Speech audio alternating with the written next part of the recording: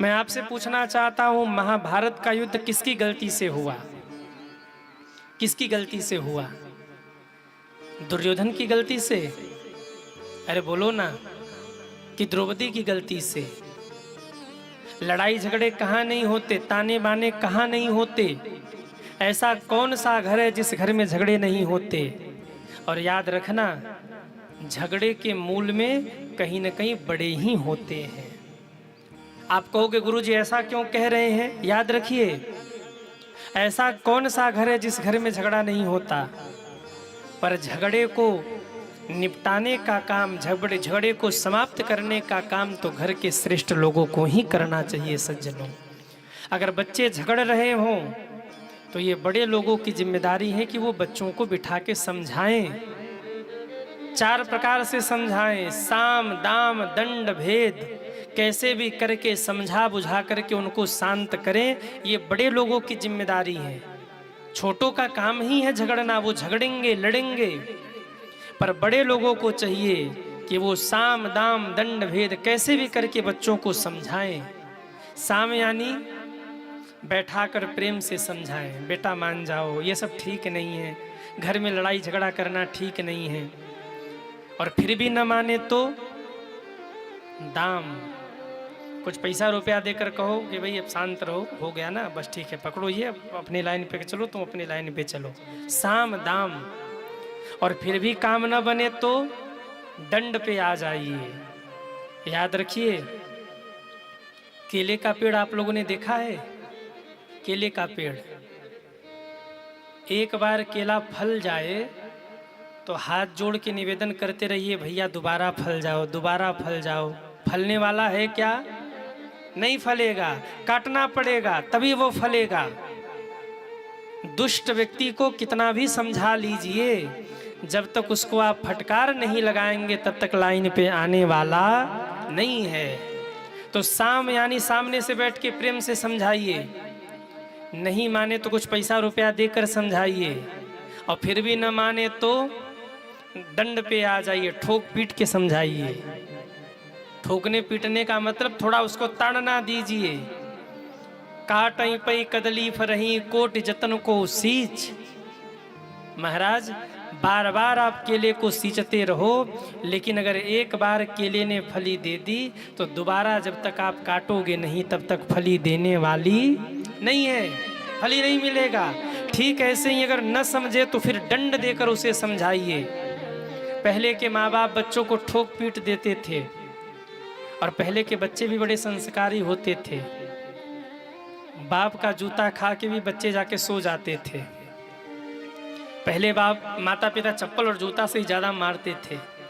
पिता के हाथ से जूता खा के भी बच्चे सो जाते थे। आज सोएंगे?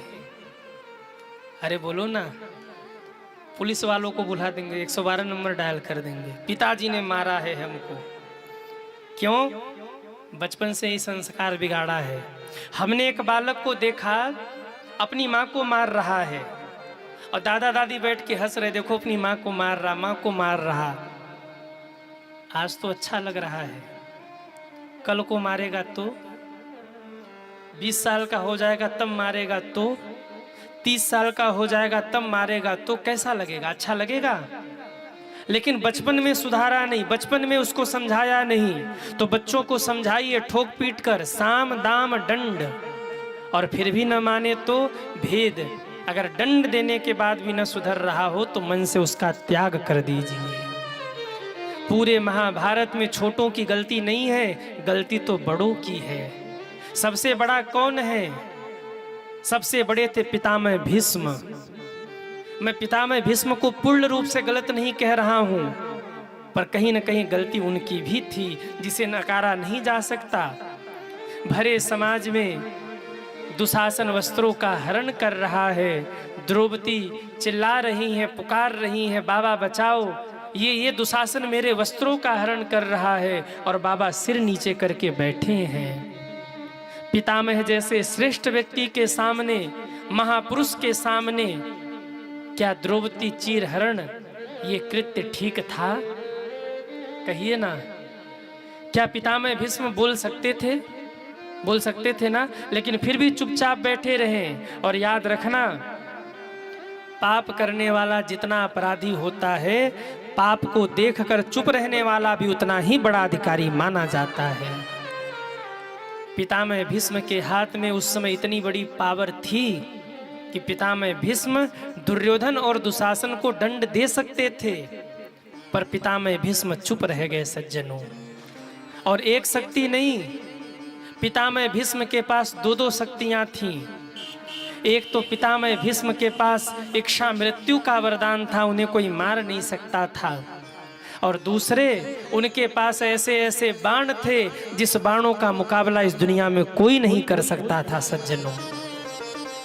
अगर उसी दिन उन्होंने दुर्योधन और दुशासन को दंड दे दिया होता ना, तो सज्जनों इतना बड़ा महाभारत नहीं हुआ होता, परंतु चुप रह गए। यही कारण है कि दुर्योधन और दुशासन का मन और बढ़ गया सज्जनों। नारी पर अत्याचार हो रहा है और पितामह मौन है। भगवान राम ने बाली को क्यों मारा था? बाली पूछता है, मैं बैरी सुग्रीव पियारा, सीता चाहिए थी, हमारे पास आते रावण को ऐसे पकड़ के ले आता, सीता जी को लौटाता रावण, उसकी मजबूरी थी। बाली सुग्रीव से मिल गए और हमको मार दिया, भाई भाई के बीच में आप क्यों आ गए? भगवान एक ही बात कहते हैं, अनुज बधू भगिनी सुत नारी सुनु सट कन्या समये चारी। तुमने अपने भाई की पत्नी का हरण किया, जबरदस्ती भाई की पत्नी को छीन लिया। भाई की पत्नी बेटी के समान होती है और बड़ी है तो पूजनीय माँ के समान होती है, इसलिए मैंने तुम्हें मारा। और यहाँ यही हो रहा है। पांडव तो भाई है ना, और द्रौपदी के वस्त्रों का हरण हो रहा, कौन कर रहा? दुशासन कर रहा है। और पितामह भीष्म चुपचाप अपमान होता देख रहे हैं सज्जनों, इसलिए वो भी दोषी हैं। एक अगर दुर्योधन को दंड दे दिया होता पितामह भीष्म ने, तो एक दोषी दुर्योधन को दंड देने से लाखों निर्दोष महाभारत के युद्ध में न मारे गए होते।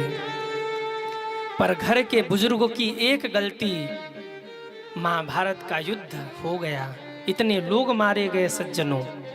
और सोचिए जरा, केवल पितामह भीष्म नहीं, अब आगे बढ़िए, धृतराष्ट्र को देखिए।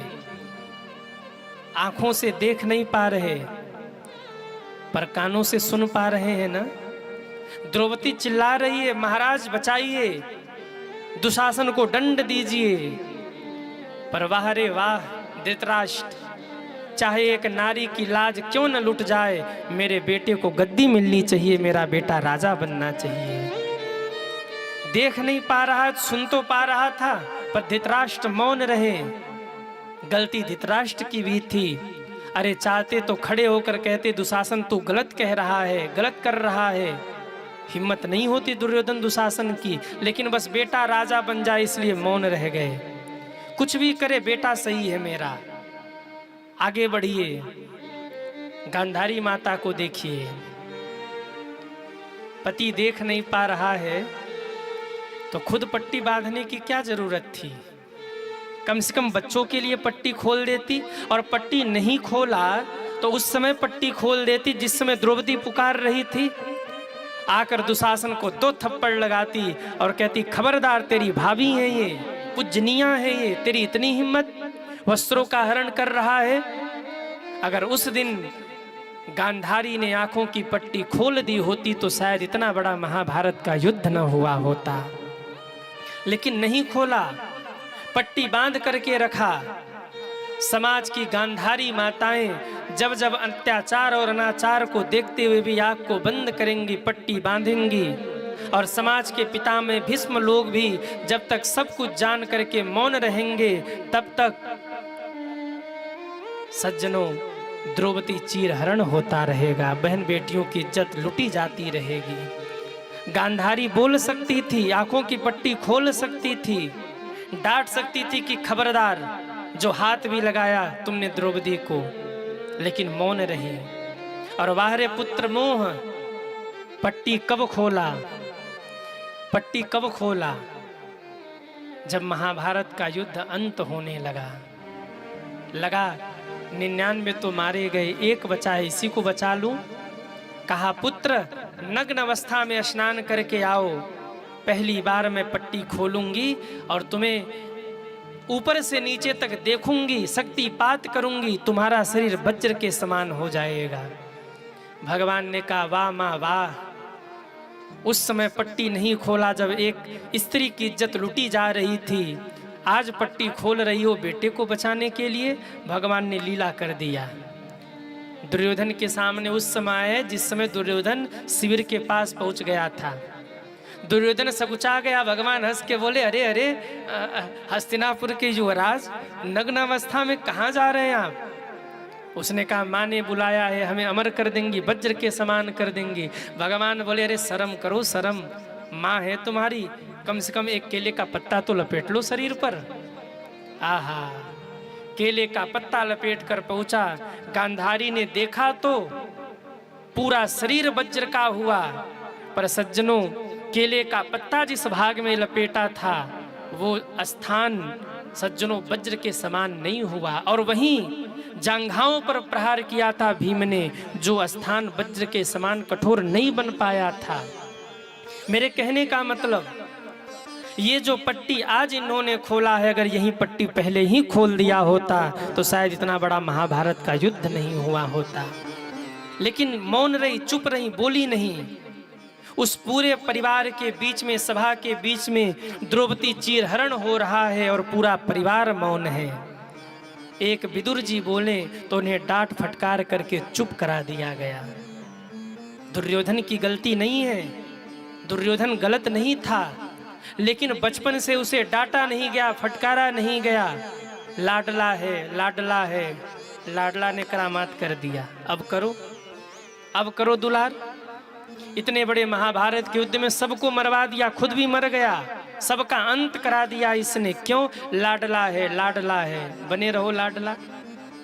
इसलिए मेरा निवेदन, साम दाम दंड भेद कैसे भी हो, बच्चों को डांट कर, फटकार कर, समझा कर बचपन से ही संस्कार देने का प्रयास करिए सज्जनों। और देखिए धृतराष्ट्र भी कम नहीं थे। जब महाभारत का युद्ध हो गया, पांचों पांडव मिलने गए तो पहले से ही मन बना के बैठे हैं, आने दो भीम को, मारा है मेरे बच्चों को, भुजाओं में लपेट कर ऐसे जगड़ेंगे कि चूर चूर हो जाएगा। पांडव पहुंचे, धृतराष्ट्र कहता आओ आओ, मुझे मेरे पुत्र भीम को पास भेजो, मुझे मेरे भीम को गले से लगाना है। भीम खुश हो गए, ताऊ ताऊ बुला रहे हमें, गले लगना है। भगवान ने कहा खबरदार, इशारा किया मोम का पुतला आगे करो। और जैसे ही मोम का एक पुतला आगे किया, उसको लगा भीम है, धृतराष्ट्र ने यूं पकड़ के जकड़ा है, पूरा मोम का पुतला चूर चूर हो गया सज्जनों। भगवान ने कहा देख लिया कितना तुम्हारे प्रति रोष मन में भरा है, अब भी ये बदले नहीं है, अब भी इनको वही है, मेरा दुर्योधन राजा नहीं बना, मेरा दुर्योधन राजा नहीं बना। कई बार माँ बाप का लाड बच्चों को बिगाड़ देता है सज्जनों। इसलिए मेरा निवेदन, अपने बच्चों को बचपन से ही संस्कार दीजिए, और संस्कार देने का काम घर के बड़ों का है। अगर घर के बड़े चाह जाएं तो बच्चे बिगड़ नहीं सकते, और घर के बड़े अगर चाह जाएं तो बच्चे जरूर बिगड़ सकते हैं। बच्चे घर से ही सीखते हैं, घर से ही बिगड़ते हैं। दुर्योधन घर से ही बिगड़ा। शकुनी रोज चाल चलता था पर कोई कुछ नहीं बोलता था, सब जानते थे पर सब मौन रहे और अंत करा दिया। सब देख रहे हैं कि शकुनी छल कर रहा है पासे में, लेकिन सब मौन है, कोई बोल नहीं रहा है। अपने भी जीवन में धृतराष्ट्र मत बनना, गांधारी मत बनना, पितामह भीष्म मत बनना, नहीं तो आपके भी घर में महाभारत होगा, कोई रोक नहीं पाएगा। जब लगे बच्चे बिगड़ रहे हैं तो माताओं ममता की पट्टी खोल लेना। भाइयों से निवेदन, जब लगे बेटा बिगड़ रहा है तो उस समय जरा सख्त हो जाना, साम दाम दंड भेद कैसे भी करके बच्चे को लाइन पर ले आना, संस्कार देना, नहीं तो दुर्योधन बन के पूरे परिवार को बर्बाद कर देगा।